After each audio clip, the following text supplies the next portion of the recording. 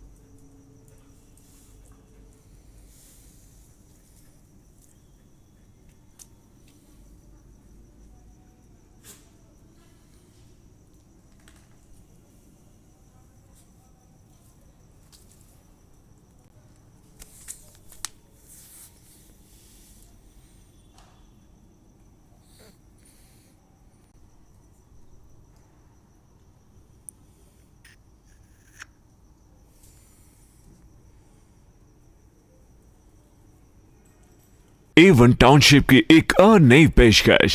जहांगीर पीर दरगाह से 2 किलोमीटर पहले multinational companies के करीब, जो कि बिल्कुल आबादी से लगा हुआ, बेंगलोर हाईवे से सिर्फ 5.5 किलोमीटर, BT रोड से लगा हुआ, तमाम डेवलपमेंट के साथ 5,50,000 में 100 गज का प्लॉट। A1 टाउनशिप में आपका ये छोटा सा इन्वेस्टमेंट आपका और आपके बच्चों का मुस्तकबिल बदल सकता है। आज ही तशरीफ लाएं और A1 टाउनशिप के इस प्रोजेक्ट से फायदा उठाएं। Office at pillar number 235 opposite fisheries department, Rajendra Nagar, Hyderabad. खबर है शहर की, खबर है गाँव की, खबर है सारी दुनिया की। 7H न्यूज पसंद आए तो लाइक कीजिए, शेयर कीजिए और सब्सक्राइब करना ना भूलें। 7H news.